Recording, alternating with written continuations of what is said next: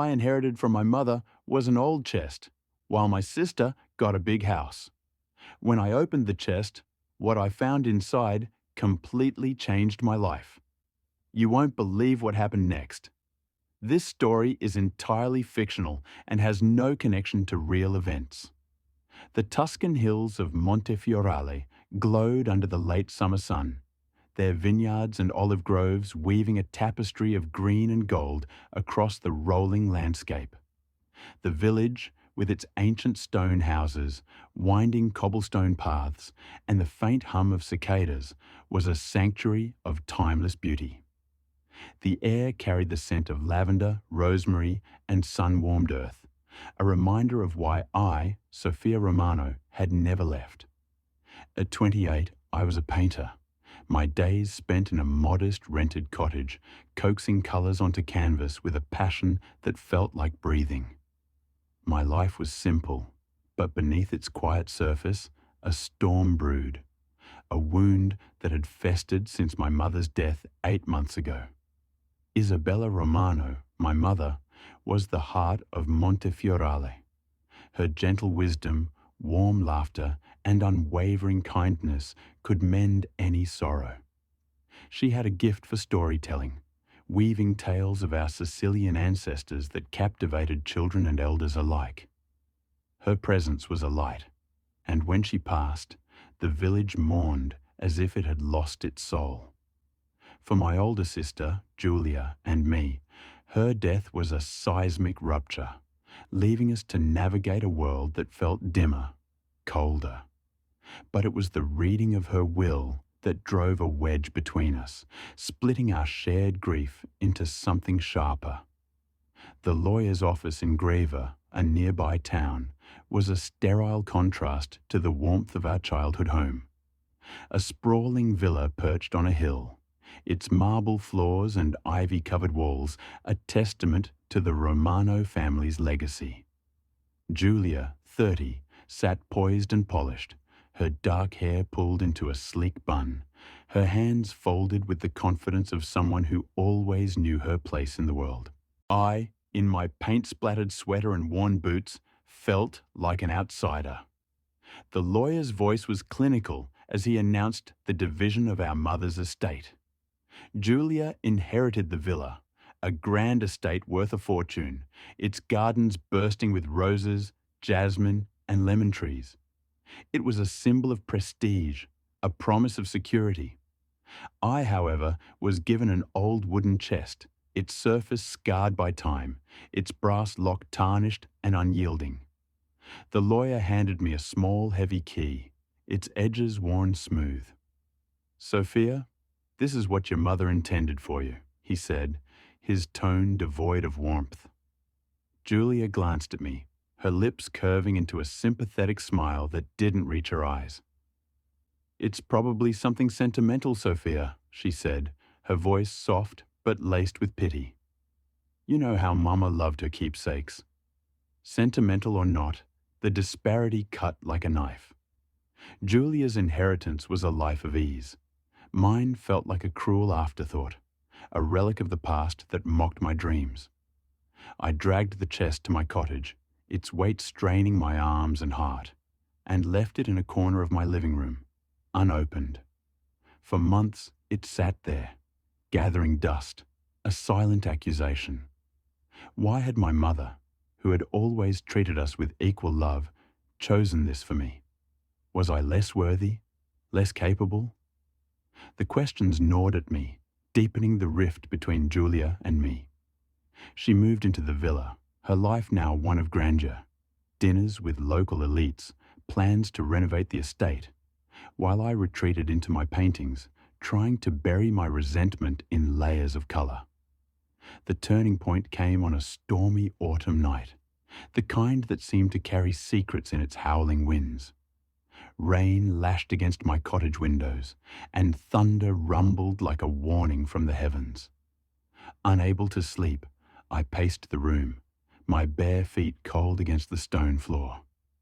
My eyes kept drifting to the chest, its carved surface barely visible in the flickering candlelight. It seemed to pulse with a quiet energy, as if it were whispering to me, I had avoided it for months, afraid of what it might reveal or what it might not. But tonight, something stirred within me. Not anger, but curiosity. A pull I couldn't ignore. What if the chest held more than I assumed? What if my mother had left me something meaningful, something only I could understand? I knelt before it, the key cold and heavy in my palm. My hands trembled as I inserted it into the lock, which clicked open with an ease that felt almost deliberate, as if the chest had been waiting for this moment.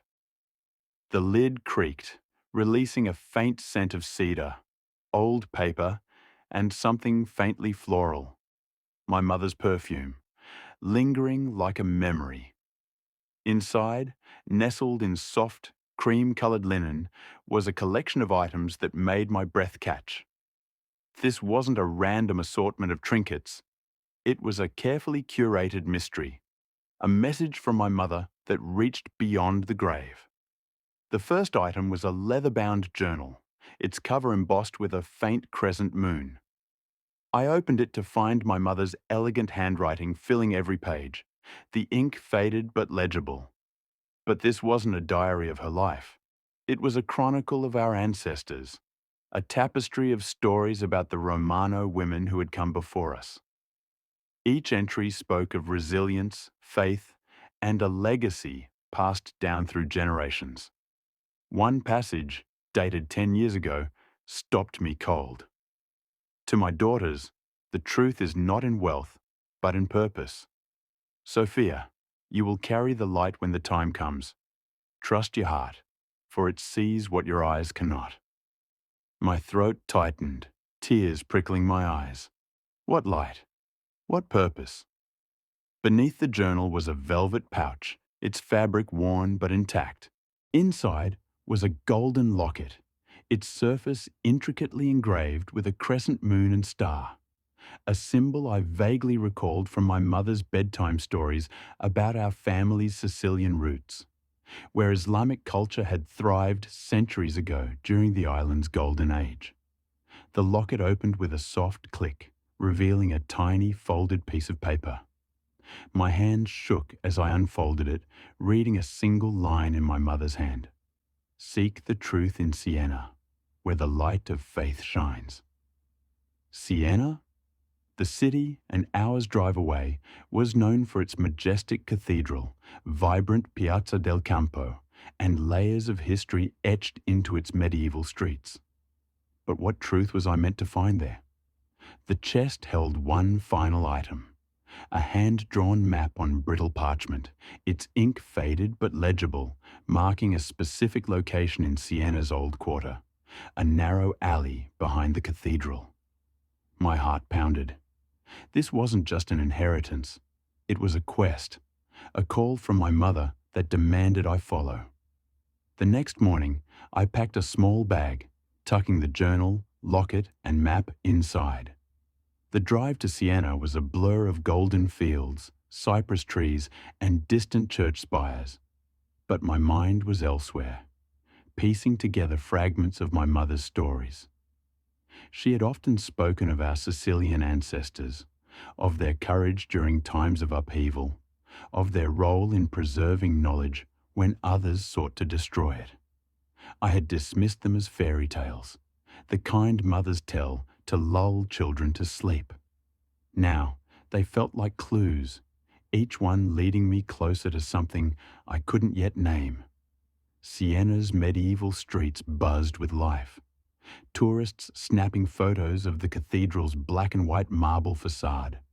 Locals chatting over espresso at sidewalk cafes. The air thick with the scent of freshly baked bread and roasted chestnuts.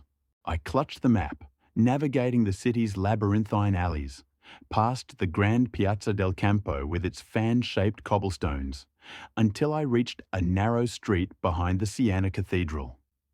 The cathedral loomed above, its intricate mosaics and towering spires a testament to faith and artistry. Tucked into the stone wall of an ancient building was a small, unmarked door, its wood weathered but sturdy, exactly as the map described. I hesitated, my knuckles hovering over the door. What if this was a mistake? What if I was chasing a ghost? The locket, now hanging around my neck, felt warm against my skin, urging me forward. I knocked, the sound echoing in the quiet alley. The door opened slowly, revealing an elderly woman with silver hair tied in a loose bun and piercing dark eyes that seemed to see through me. Her face was lined with wisdom, her presence both gentle and commanding, with a faint accent that hinted at a life spent across cultures. "Sofia Romano?" she asked, her voice warm yet firm. I nodded, startled. "I am Amina Esposito," she said, stepping aside to let me in. "Your mother told me you would come." Amina's home was a sanctuary of knowledge, its walls lined with bookshelves that sagged under the weight of ancient tomes. Artifacts adorned every surface. Ceramic tiles with swirling Arabic patterns, woven textiles in rich reds and golds, brass lanterns that cast intricate shadows. Over cups of steaming mint tea, Amina explained that she was a historian and the keeper of the Romano family's legacy. "Your mother was part of a lineage of women who preserved wisdom," she said, her eyes softening. "Not gold or land, but knowledge. Stories of faith, compassion, and purpose. The chest was her way of passing this duty to you." She handed me a key, identical to the one for the chest, and pointed to a wooden box on a high shelf, its surface carved with the same crescent moon symbol. "Open it," she urged. My hands trembled as I unlocked it, revealing a collection of ancient manuscripts, their pages fragile but meticulously preserved, written in a mix of Arabic and Italian. They detailed the lives of Muslim scholars, poets, and philosophers who had shaped Sicily's golden age centuries ago, when the island was a crossroads of cultures under Islamic rule. Among them was a letter from my great-grandmother, Maria Romano, dated 1923. It revealed that our family had been entrusted with protecting these texts during a time of religious and political turmoil, when such knowledge was at risk of being lost or destroyed. "Your mother believed you had the heart to continue this work," Amina said, her voice steady. "The locket is a symbol of your role as a guardian of this legacy. The villa was for Giulia's comfort. This is for your purpose." I returned to Montefiorale with the manuscripts, the journal, and a weight I hadn't anticipated. The chest's contents weren't wealth in the traditional sense, but they were a treasure of a different kind, a connection to my heritage, a call to preserve something greater than myself. I set up a workspace in my cottage, spreading the manuscripts across my dining table, their pages a window into a world I barely knew. They spoke of universal values, the pursuit of knowledge, the importance of charity, the strength of faith, and the beauty of unity across cultures. The words resonated with me, filling the void left by my mother's absence. To understand the manuscripts, I sought help from Signor Farouk, a retired Moroccan scholar who lived in a small house on the edge of the village. His weathered face lit up when I showed him the texts. "These are rare," he said, tracing the Arabic script with reverence. "They speak of a time when Sicily was a beacon of learning, where Muslims, Christians, and Jews shared knowledge in harmony. Your family's role in preserving them is a great honor." Over weeks, Signor Farouk became my mentor, teaching me basic Arabic and guiding me through the manuscript's intricate language. Each translation felt like a conversation with my ancestors, their voices echoing across centuries. One manuscript, a collection of poems by a Sicilian woman named Fatima, moved me deeply. Her verses spoke of finding light in darkness, of holding fast to faith when the world turned against you. I began weaving her words into my paintings, creating vibrant scenes of Sicilian gardens under starry skies, scholars bent over scrolls, and communities united in prayer. But the discovery also deepened the rift with Giulia. When I invited her to my cottage to share what I'd found, she scoffed, her arms crossed, her eyes cold. "Old books, Sophia? That's your big inheritance. I'm drowning in taxes and repairs for the villa, and you're playing historian with dusty papers." Her words cut deep, but I saw something new in her eyes. Envy, perhaps, or a flicker of doubt. The villa, for all its grandeur, was a burden. My chest, though humble, had given me purpose. Determined to honor my mother's legacy, I began hosting gatherings at my cottage, reading passages from the journal and sharing the manuscript's wisdom.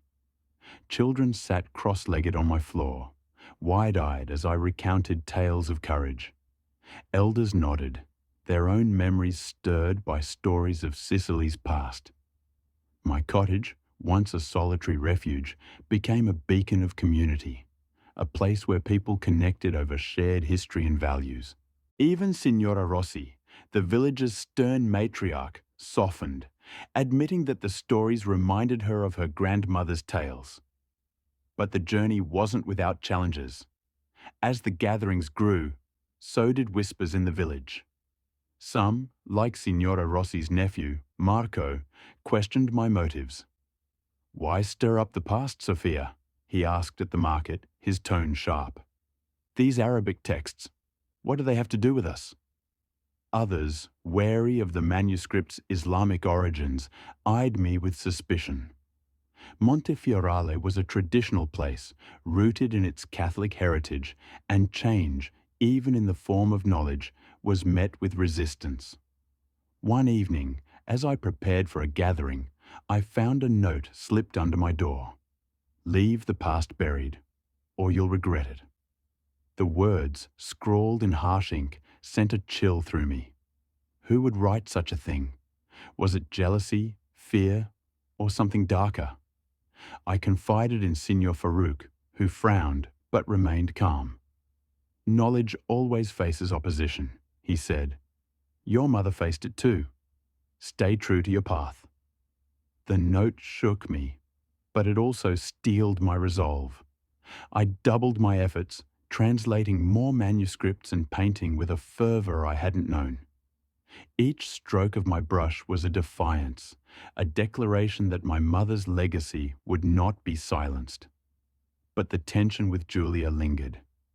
She attended one of my gatherings, her face unreadable, and left without a word. I wondered if she saw my work as a rebuke, a reminder of what her inheritance lacked. The mystery of the note deepened when I noticed subtle acts of sabotage. One morning, I found my cottage's lock jammed, delaying a gathering. Another time, a stack of translated pages went missing, only to reappear days later, slightly crumpled. I began to suspect Marco, whose skepticism had turned to hostility, but I had no proof. Signor Farouk urged caution. "Focus on the work, Sofia," he said. "The truth will reveal itself." Months later, as winter blanketed Montefiorale in frost, Giulia appeared at my door. Her usual confidence was gone, replaced by a vulnerability I hadn't seen since we were children. Her eyes were red, her voice soft. "Sofia, the villa. It's beautiful, but it's empty. I thought it would make me happy, but it's just a house. I see what you're doing here, and I realize I've been wrong. I want to understand what Mama gave you." We sat by my fireplace, the manuscript spread between us. I read her our mother's words, showed her the locket, and explained the legacy we were part of. For the first time, Giulia listened, not as the successful sister, but as someone searching for meaning. "I've been so focused on the villa's upkeep, on appearances," she admitted, her voice breaking. "But you found something real. I want to be part of it." I saw an opportunity to bridge the gap between us. Giulia, you're brilliant at organizing, at making things happen. We could do this together. Preserve Mama's legacy, share it with the world. Her eyes brightened, and for the first time in months, we felt like sisters again. Giulia proposed turning the villa into a cultural centre, a place to house the manuscripts and host events. Her skills complemented my vision, and together we began planning the Romano Legacy Project, a non-profit dedicated to translating the manuscripts, publishing their stories, and using the proceeds to fund education and charity in Montefiorale. As we worked, the mystery of the note resurfaced. One evening, while sorting through the manuscripts, I found a hidden letter tucked inside a poem. It was from my mother, addressed to Amina, dated a year before her death. "The manuscripts must be protected," she wrote. "There are those who fear their power, who would see them destroyed. Trust Sofia. She has the heart to carry this forward." The letter hinted at a local family, the Bellinis, who had opposed the manuscript's preservation decades ago, fearing their influence. Marco, I realized, was a Bellini. Confronting Marco was risky, but I couldn't ignore the truth. I invited him to the villa, now a budding cultural centre, and showed him the manuscripts. "These aren't a threat," I said, my voice steady. "They're a bridge to our past, to a time when knowledge united us." To my surprise, Marco's hostility softened. He admitted his family's fears, rooted in old grudges, and apologized for the note, confessing it was a misguided attempt to protect the village's traditions. We agreed to work together, inviting his family to join our project, turning foes into allies. A year later, Montefiorale had transformed. The villa, once a symbol of division, was now the heart of the Romano Legacy Project, its grand halls filled with lectures, art exhibitions, and storytelling sessions. My paintings, inspired by the manuscripts, were displayed in Siena, Florence, and Rome, drawing scholars, artists, and curious visitors from across Italy and beyond. The locket, a constant around my neck, was a symbol of my role as a guardian, not just of the manuscripts, but of the values they held: knowledge, compassion, and faith. The whispers in the village faded as people saw the good our work brought. Children learned about their heritage, elders shared their own stories, and Montefiorale became a place where the past and present intertwined. Giulia and I, once divided by our mother's will, were now partners, our bond stronger than ever. Even Marco became an advocate, using his influence to spread our message. The chest, once a source of resentment, had changed everything. It hadn't given me wealth or status, but it had given me purpose, community, and a connection to my mother that grew stronger with every story I shared. As I stood in the villa's garden one evening, painting a scene of a Sicilian courtyard under a starry sky, I felt her presence. She had known me better than I knew myself, entrusting me with a legacy that was worth more than any estate. The sun set over Montefiorale, casting a golden glow across the hills. I whispered a prayer of gratitude, the locket warm against my chest. The old chest had been a key to a life I never imagined, a life of meaning, unity, and light.